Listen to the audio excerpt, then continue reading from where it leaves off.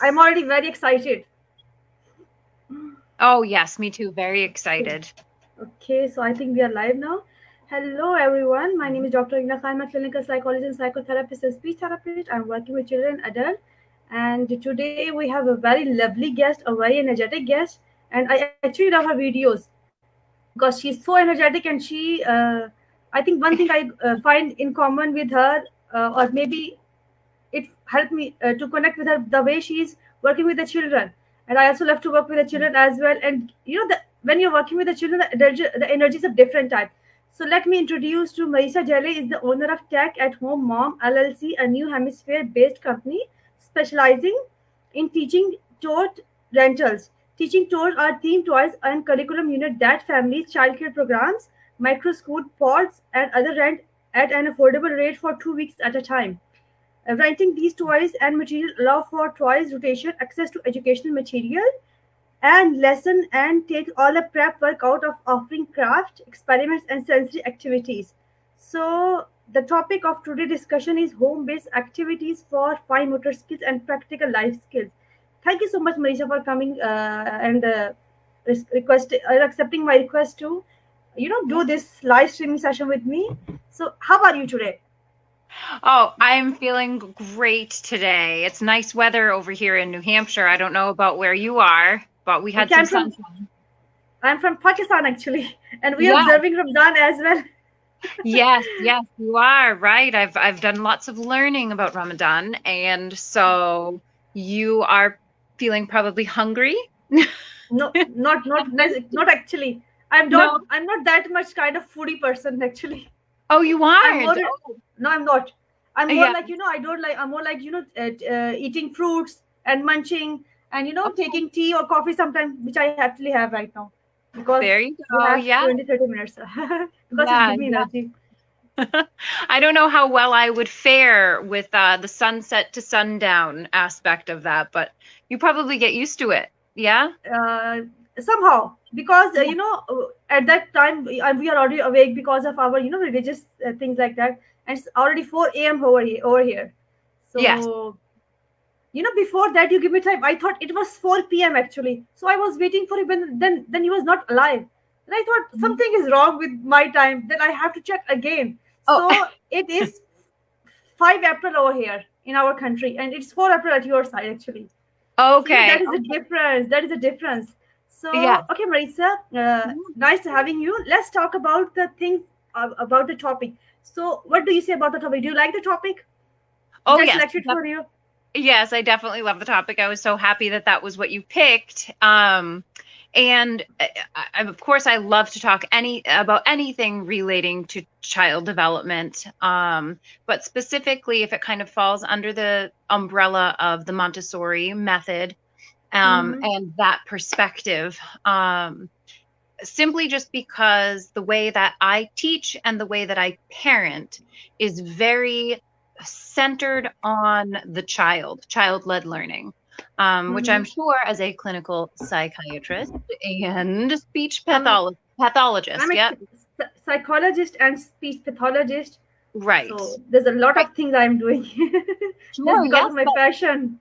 Yeah, that said, though, you must be well versed in following the lead of the child and seeing what Yeah, their needs are and meeting them yeah, where they are, as yeah, opposed to having this big grand plan and finding a way for them to fit into it. It, it yeah. it's a different approach, and I can respect that. And so, within the Montessori perspective, there is, of course, a huge emphasis on teaching independence and showing the child that they are trusted with materials that are intended for adults in the traditional mindset, but showing them, you're capable. You're capable, and we trust you to do this.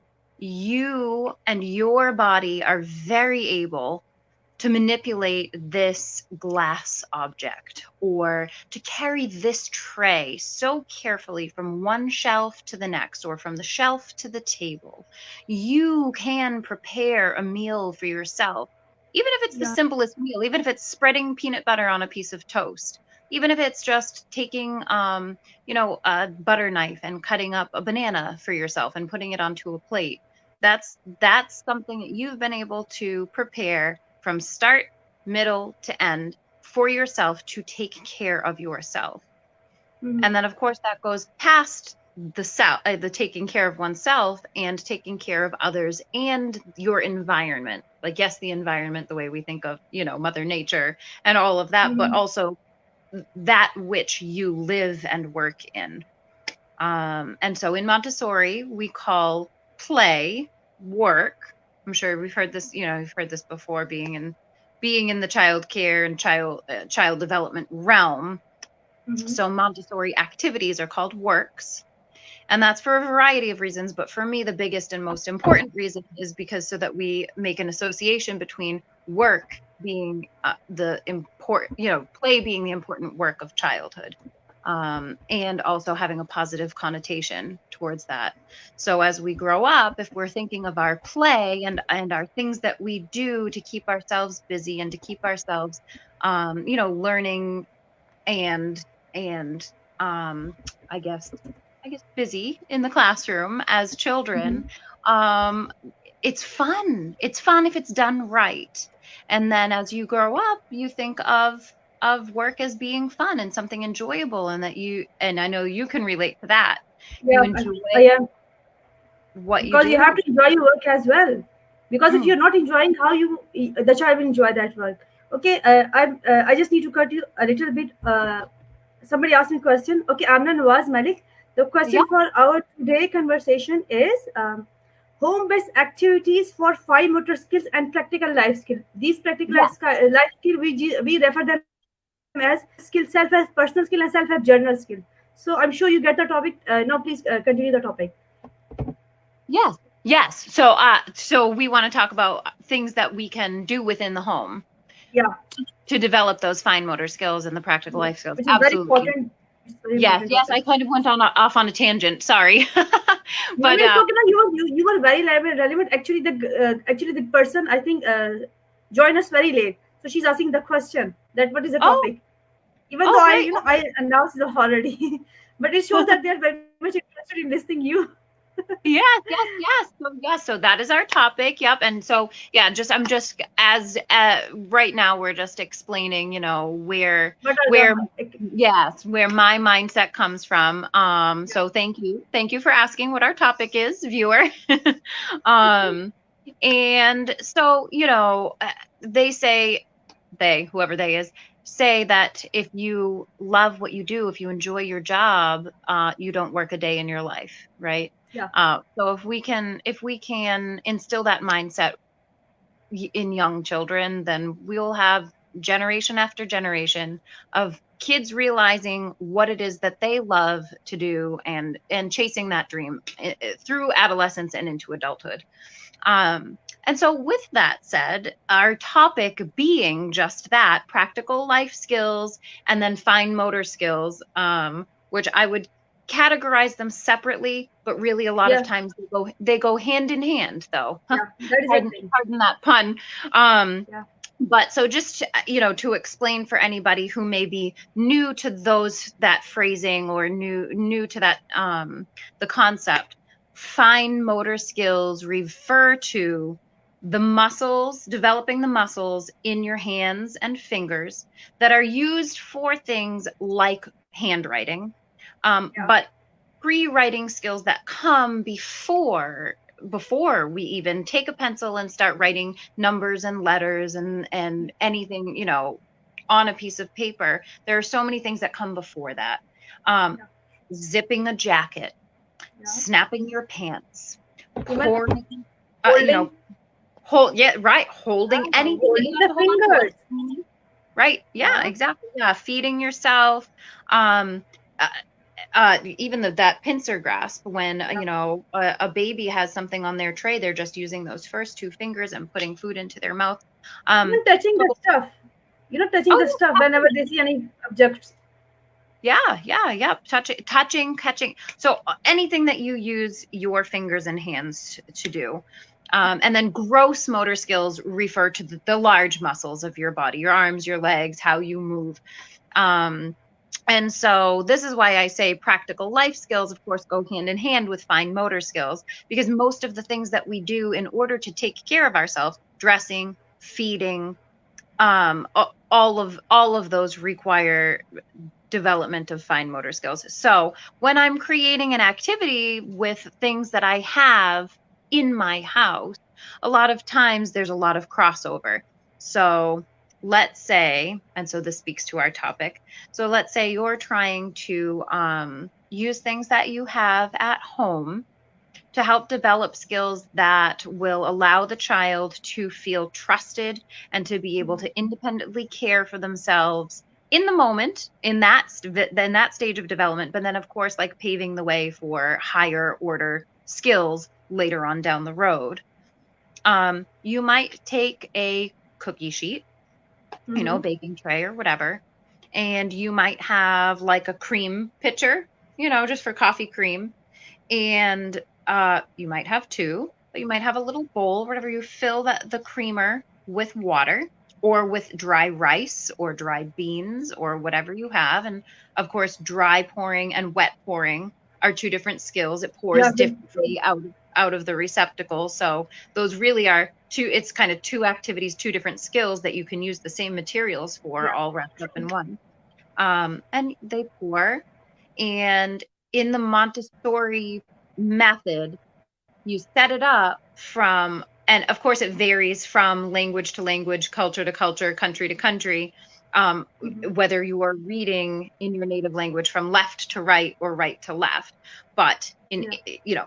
English is read left to right. So Montessori trays, work trays, are set up so that the child works from left to right, whether it's a literacy activity, whether it's a fine motor skill, whether it's a practical life skill, whether it's math, all of that, it's set up so that they take the first item and they're meant to move in a left to right progression.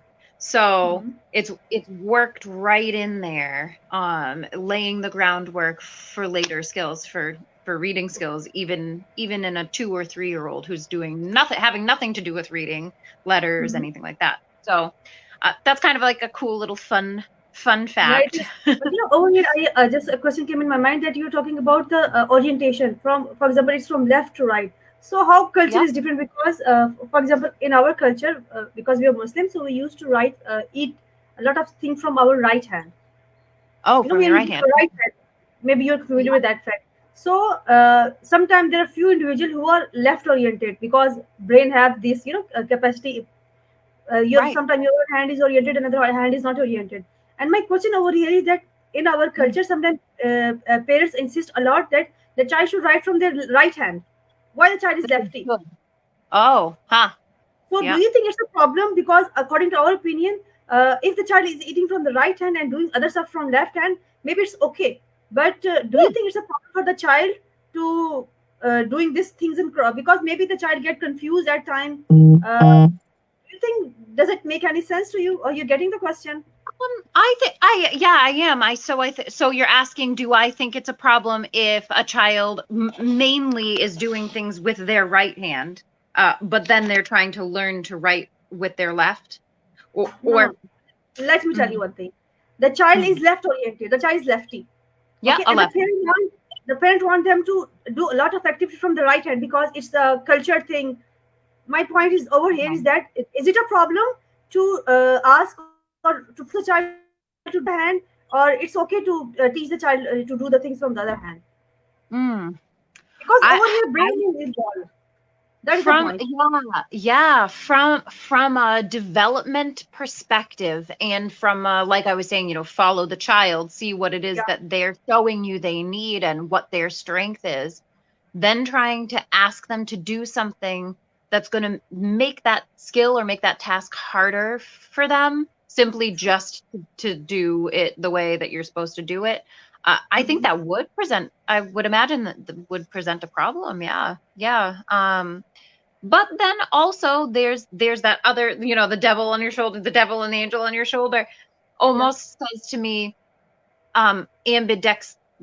being ambidextrous, right? Being able to do that is things. that is something natural. Ambidextrous is something natural, but I have seen the children, because you're working with fine motor skills and you're also working with free writing skill. Whenever Mm, you force the child to write, the child hand is so stiff that you cannot move the hand. yeah. And that is the thing. Okay, just because of that wrong orientation, the child developed the orientation like that. I don't have pen over here. Maybe I try to show you.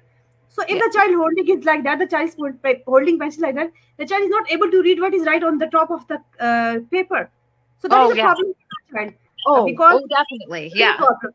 And if the Yeah. child is doing like that, so our chairs is different oriented, so the child will be just like that. So the whole posture is coming over here, and Right. stiffness could come here. It could make the learning process very difficult for the child, and the child Yeah. could refuse to write as well. So I was coming from that perspective, Right. because it is an issue. What do you think? Right. Yeah. Yes.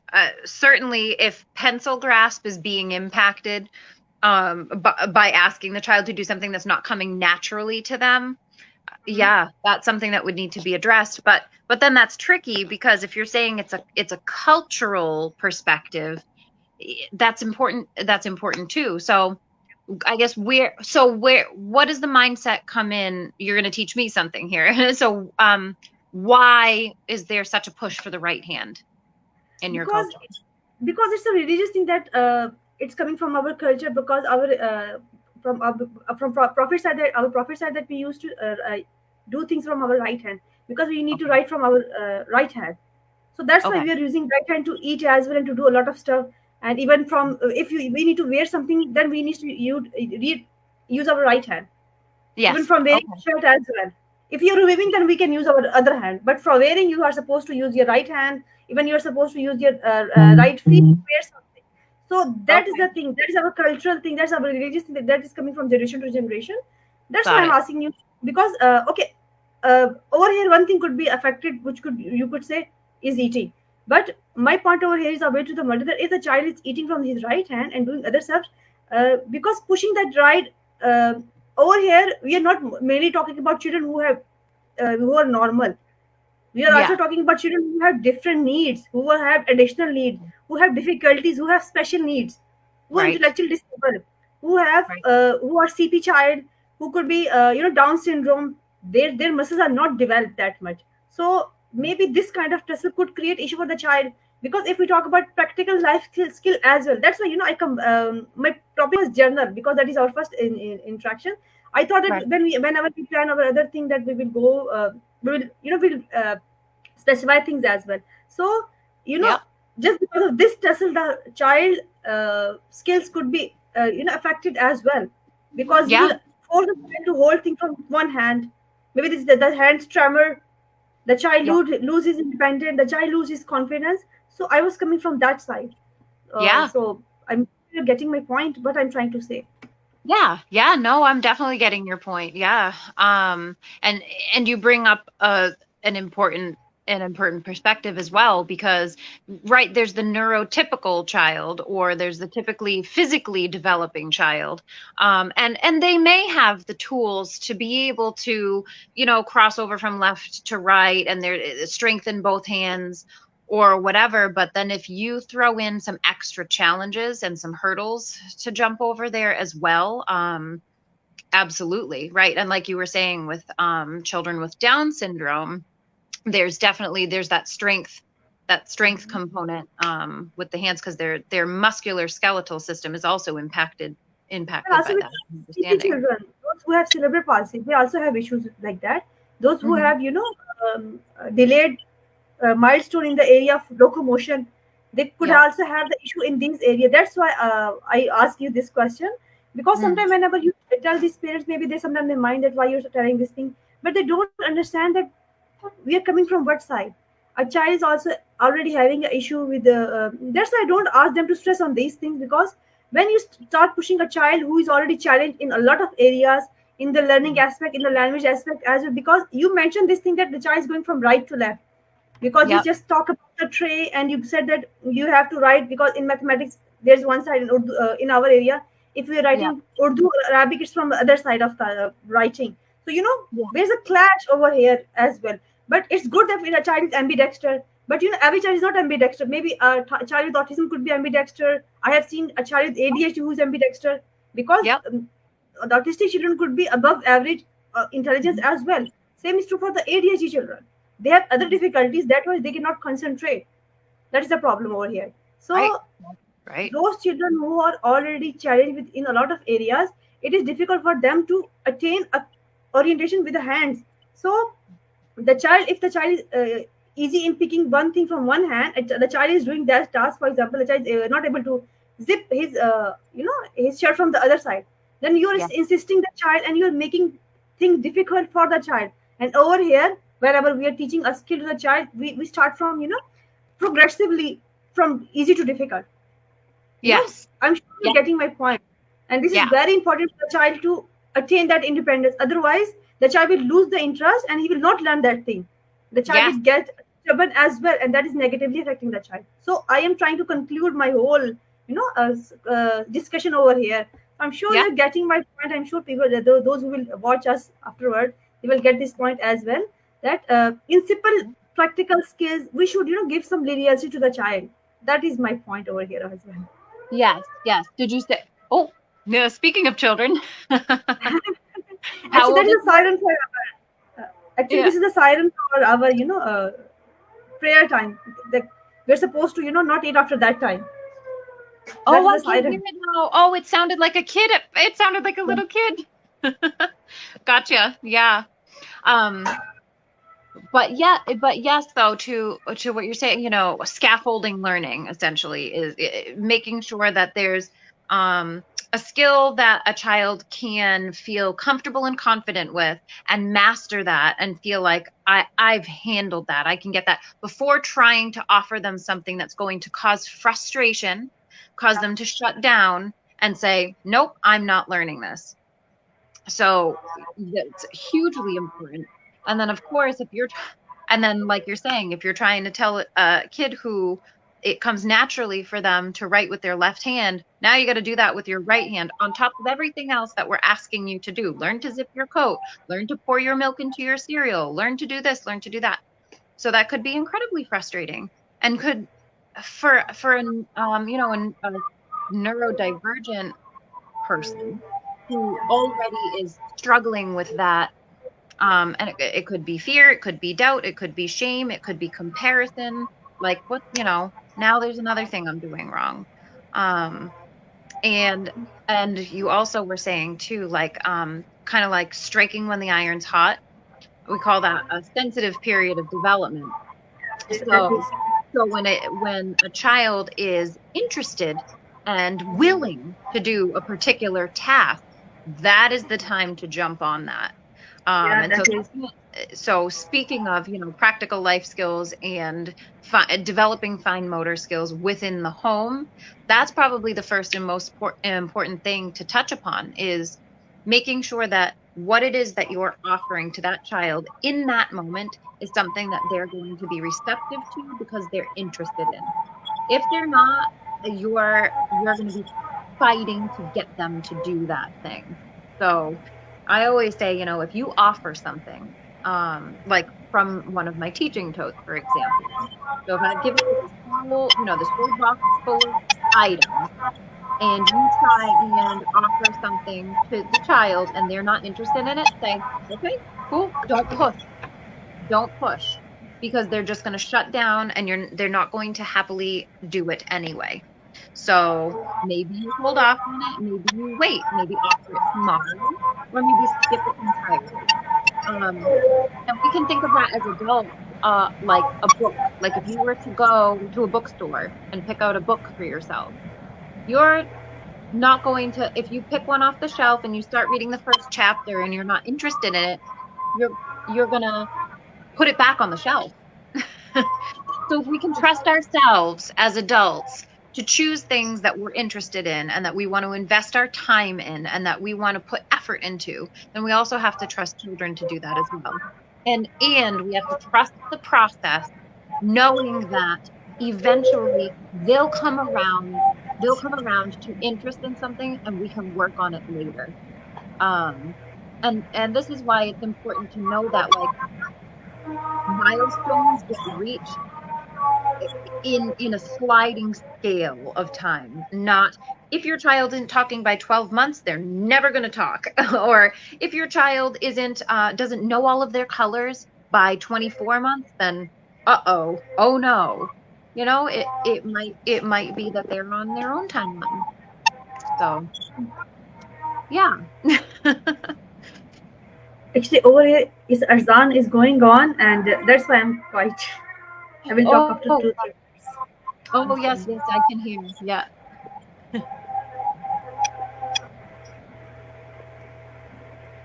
So do you are you listening for the song? You are, yes. Okay. All right, I can pause. Do you need me to pause talking? No, it's Yeah? okay. We can just stay quiet for 2 3 minutes first. Just two three Sure. minutes. Sure. Okay. Do you want me to keep talking or It's about to end now. 2 3 minutes just. It's okay. okay.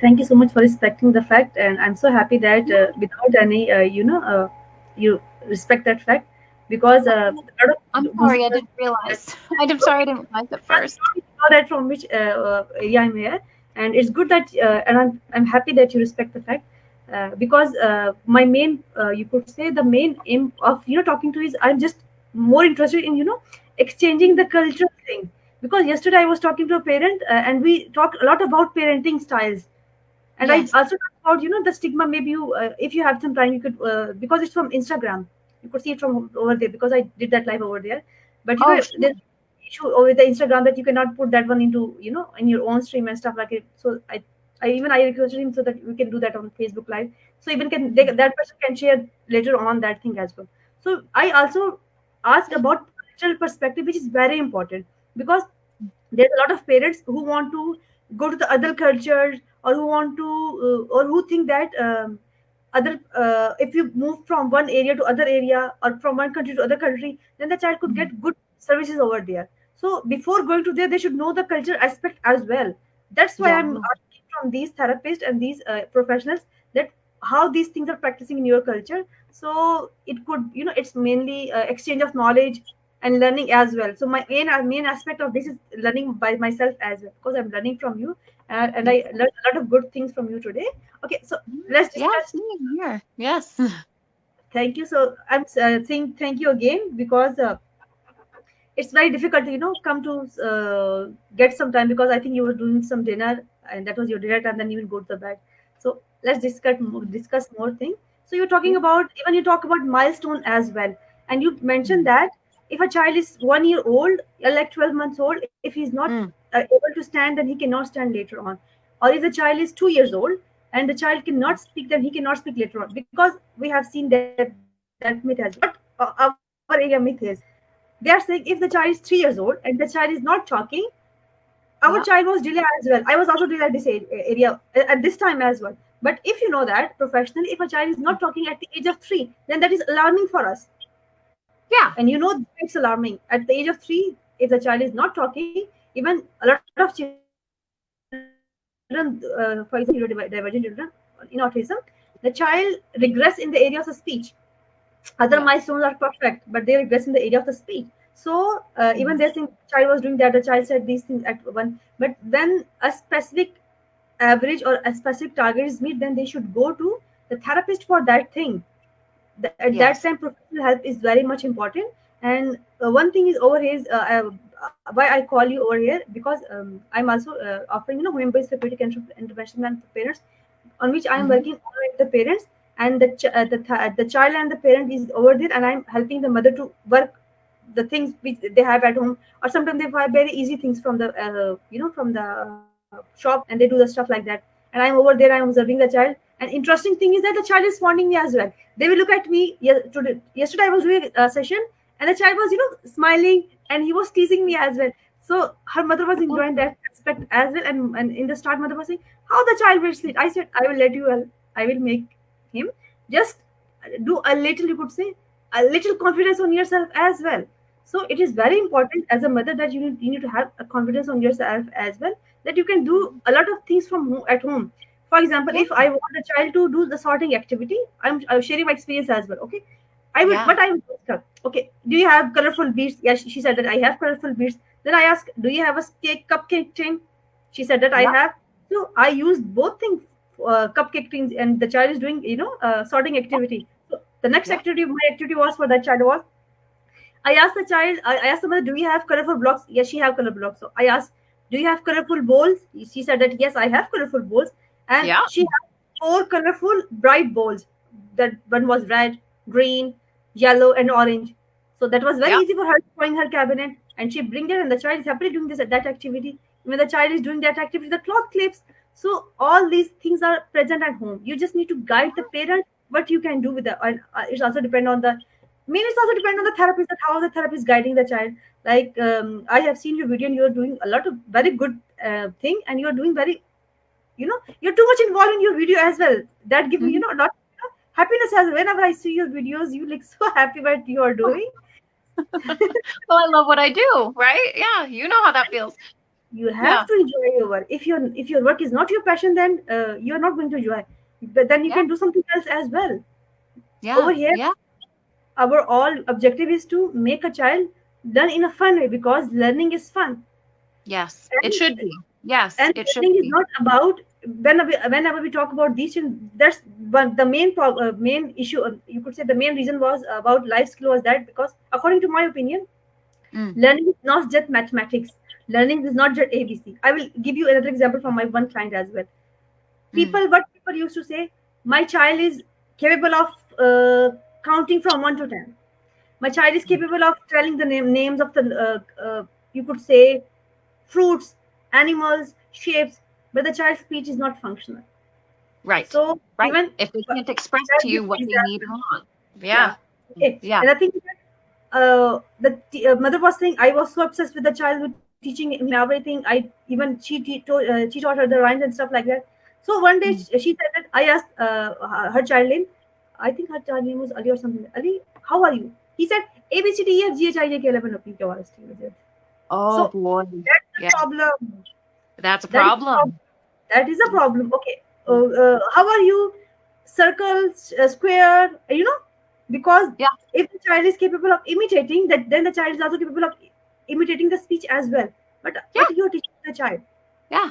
Yes. we, we are using, what I, if Yeah. I want to, if I want my client to learn three phrase sentence, then I will use a circle. This is circle, Yeah. because this is easy and the child knows this already. But the child will also learn to generalize that thing at home as well, Yes. because at Yeah. therapeutic place we have very limited time, and we are teaching actually the skills to a child, and that is the activity of the brain. The brain will Yeah. get active to generalize that thing. But oh, at home mothers are not getting that point. Over Right. here, that Right. is a Right. point, that is a tricky thing as well. So what is your opinion about that thing? Right. It's yeah, well, for sure. And that's kind of one of the bigger premises that I've built my business on is Mhm. that, not every most parents don't have a teaching degree, or they don't have clinical experience, like you're saying. You can't know everything, and this is why we have the phrasing. And I don't know if you have something similar in your language, but it takes a village, We say to raise a child, it takes a village to raise a child. Um, Hmm. and I love that concept. Do you say the same too? Actually, I believe that as well. I Yeah. believe that concept. Yeah, I believe that concept Oh, of because course. Because the child what is you not know? because the child is not individual. Whenever you talk Hmm. about the child, the whole community is responsible for that child. And if Whole the child is community. in Yeah. a community, because I was, why I believe this phrase. I was working with a child, and who was, these category of autism, and he was Hmm. severely autistic child. He was Yep. hyper, and the child was just listen to the thing that the child was very autistic. The category was very autistic child, but the child was able to go outside the home unattended. The child was going to other homes as well. The child Yeah. understands everyone. The child was able to talk. The child was imitating. The child knew this is my uncle, this is my aunt, and he was going everywhere in the street. And the point Yeah. was that his whole community was living in that street. Yeah. Isn't that beautiful? Yeah, it's The beautiful. And that's the reason. See, people are saying that the child cannot do anything if he is mm, with autism, and because whenever you diagnose a child, then you're wearing that glasses, so yeah. the personality stay behind, and that autism tag come in front because it's more like taboo, it's more like stigma. And all the time, sometimes I asked the mother that if your other children are not naughty. She said that they are naughty. If I said the child is listening, yes, she said that, yeah, he is listening to me very well, and he loved me very well, and he loved me Yeah. more than other children. So I tell her that what is the concept? See the difference. Yeah. Maybe the other child are doing more, more destructive thing at home, Yeah. like breaking the glass or breaking the, you could say, jumping all the time and messing Yeah. the whole house. But these children are not doing that thing. And she was, thinking about that point. That yes, you're right, because I'm wearing the glasses and I know that my child is with some problem. So I am extra careful, or you could say I'm extra, on my nerve. So that is the Yeah. whole point. So I really like the phrase that you said, village. It's you need a village to raise a child. So it's Yeah. very Yeah. good. Yeah. Because you know what? You can't expect for any one person to know everything, that Yeah. to be an expert on everything. And so therefore I take my children to the pediatrician so that their bodies can be cared for. I know that I can't do that myself.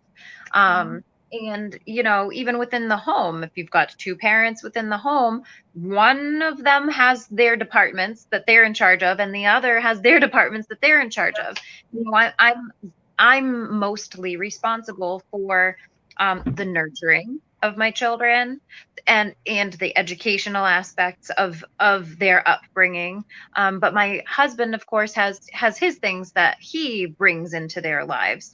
And so that speaks as well to when you're saying, you're giving your knowledge and your experience to mothers, saying, oh, this is how you can use this at your house to help, after we're in session together, help them to develop that skill further, or to learn this speech pattern, whatever. But most parents aren't necessarily going to know that a 3-year-old doesn't need to know how to count to 100, and doesn't need to know all of the letter names. They Yeah. don't. There are so many more beautiful and wonderful things in early childhood that should be the focus, and academics can come later. And if your kid True. is interested in early academics, and one of my three sons was very much so, 3 years old, was already sounding things out. I'll never forget, he was in the tub.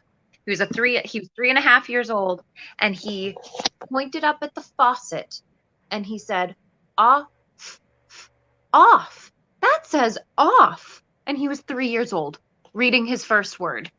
And I said, "Oh boy, all right. Well, that tells me that's what he's interested in. That's Yeah. what we will work on." But then I now have a 5.5-year-old who's kind of at that same spot at 5.5. And that's still totally normal and totally fine. But again, a parent who doesn't necessarily have a background in education isn't going to know those facets of child development. And that's where professionals like you and I come in. And that's where we're able to help and pass that knowledge on and guide and instruct and advise and that's why I focus so deeply on the it takes a village to raise a child. Yeah. And secondly, Yeah. intervention over here is important because my if I'm teaching a child to talk, so my perspective of teaching phonics is different because phonics come with the sound and sounds come with the language. So my perspective is different to teach a child phonics in if the child came 3 years old or younger than 3 years Yep. old, 2.5, 2.7, 2.8 years old. So my perspective is different. But parents is not supposed to do that at home. Maybe their perspective should be different. The parents should teach their child their native language.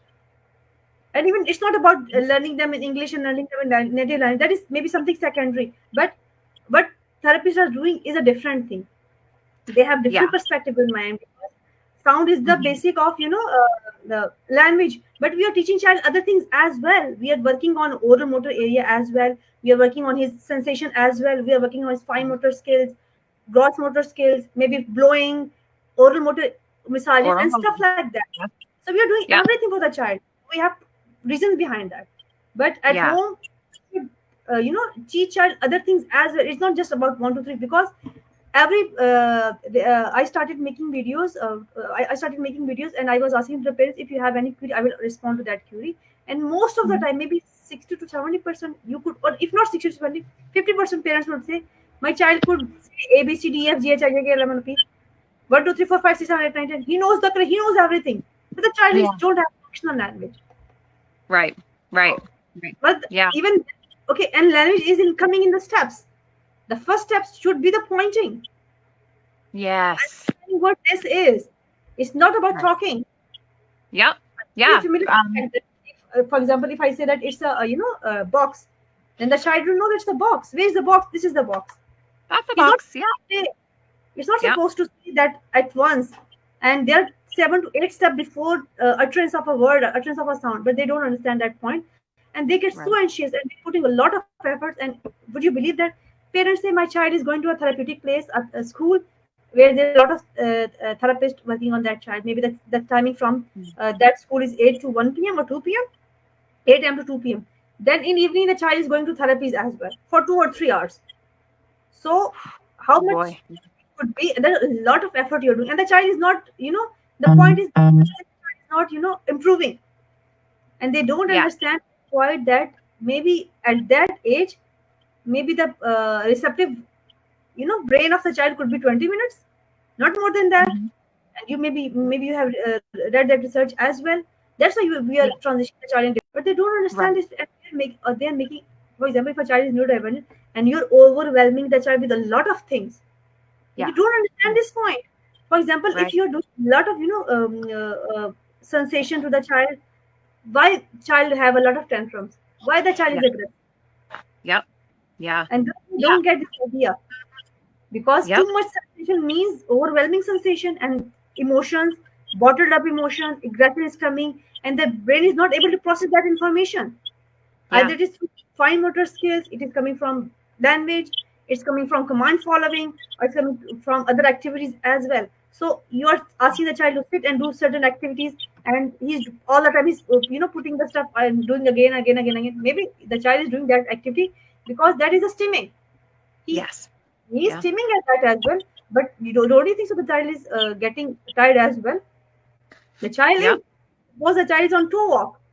I'm sure you can relate on this point as well. If the child is on toe, okay, the child, and you're asking the child to jump all the time, and he's 24 hours on the toe.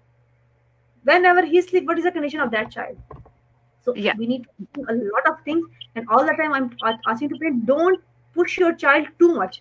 You're getting too much. You're getting hard on your own self, and you're getting hard on your child as well. And the child is not going to learn. If the child capacity is 20 minutes for a thing, then he will learn 20 minutes. Then the brain will shut down. Yep. I'm sure. And then just be done. It's time for a brain break. Yep. Yeah, it's Their attention span can't get pushed past its natural point because then not only are they not going to be learning, they're also going to draw a negative connotation towards the learning that they successfully did in the first 5 or 10 or 15 minutes of true absorption in the task. Absolutely. Um, so so my baby woke up and he needs me to nurse him back to sleep. So um I'm gonna need to sign off. Can you hear him? Yeah, yeah. Not that much, but I think when you change the Yeah. place, I thought it could be some kind of emergency. But Yeah. that was really talking to you, and I would request you again to come and discuss because there were a lot of unsaid thing on this topic, and Oh yeah. maybe from discussion we get this idea that we need to do a lot of discussions like that because Yeah. parents need to know these things. And over They here, do. both are working for the children.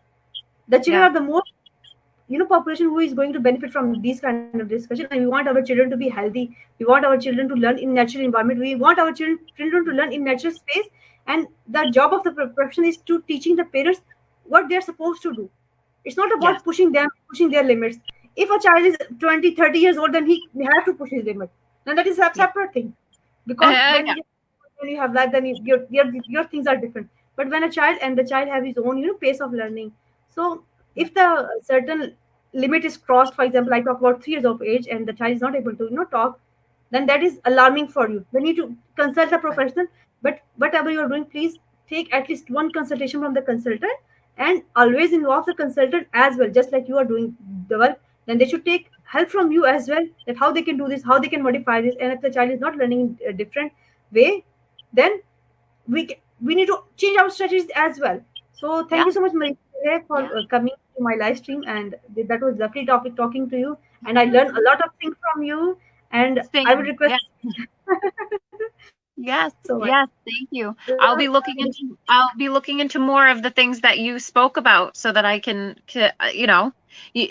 when you know better, you can do better, right? And So, same here, I'll, because it's yeah. lovely.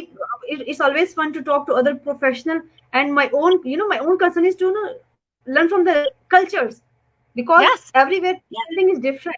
So we need to take the good thing as well, because Yeah. every Yeah. parent is very much, you could say, they are they love their child. Every parent love their children. So if you take something positive from that, then I know you're a very loving mother, and the compassion is coming from your face. So I don't need Yeah. to tell other people how compassionate you are with your work. So very soon I will ask you again to come into my live stream, and those who are watching us, thank you so much. Now we are going to sign off. Marisa was from Hamster, if I'm not wrong. New Hampshire. Yes. Yep. And thank you so much, New Hampshire. See you again. Thank you so much, Marisa. Bye bye. Thank you. Bye bye. Bye bye.